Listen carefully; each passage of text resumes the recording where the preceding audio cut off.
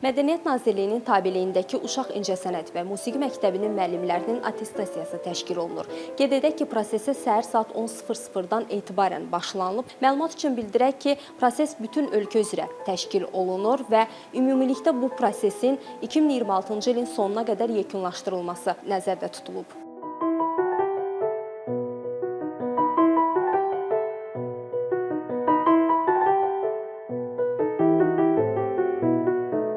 Müəllimlərin attestasiyası artıq 25-ci ildən başlayıb və 25-ci ildə artıq 4000-ə yaxın müəllim attestasiyadan keçirilmişdir.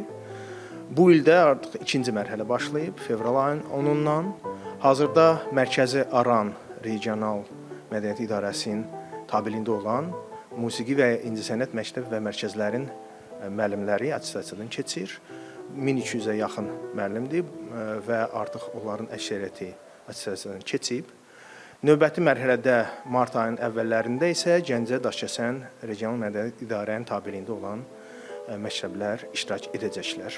Bu ildə 8000-dən artıq müəllimlərin attestasiyadan keçirilməsi nəzərdə tutulub.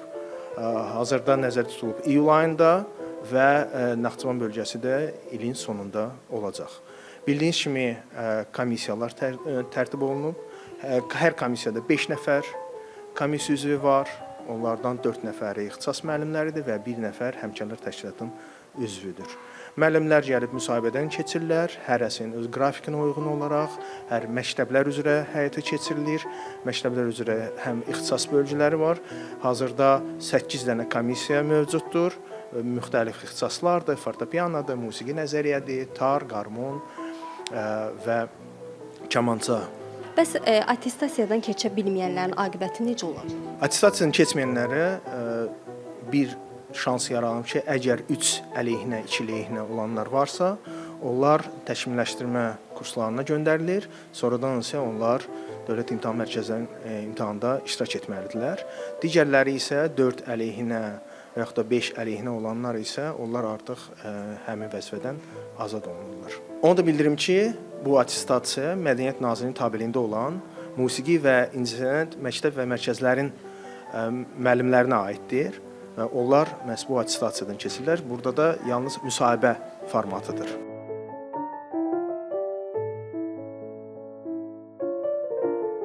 Biz attestasiya keçirilən otaqlarda olduq. Attestasiyanın tələbləri ilə tanış olduq. Eyni zamanda müəllimlərin özləri ilə də söhbət etdik. Attestasiya çox şəffaf təşkil olunub. Əvvəldən müəllimlərə suallar verilib. Hazırlıq səviyyələrinin qaldırılması üçün onlara vaxt verilib və attestasiyanın keçirilmə şəraitini çox bəyəndik. Hesab edirəm ki, tam şəffaf şəkildə burada proses aparılır, səslər yazılır, yəni müşahidələr aparılır və bilən hər bir kəs, yəni belə desək də sənətini bilən hər bir kəs, yəni rahat şəkildə burada keçid ala bilir və hətta həyəcanın olmadığını da hiss etdik.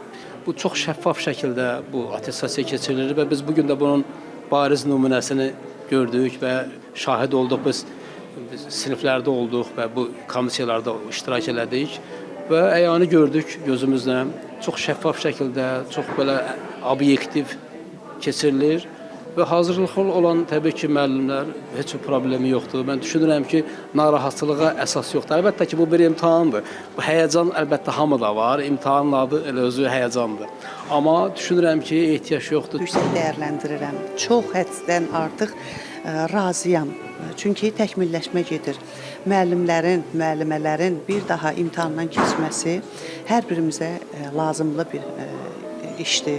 Çünki bizim əmək fəaliyyətimiz, yaradıcılığımızda mühüm rol oynayan bir vasitədir ki, incəsənət nümayəndələrinin biliyi, elmi daha da artmalıdır ki, o gələcəyimizi təmsil edən övladlarımıza gözəl şəkildə aşılayaq.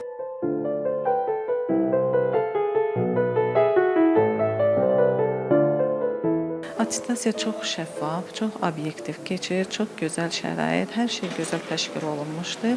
Yəni hər şeydən iştirakçı müəllimlər də razıdır.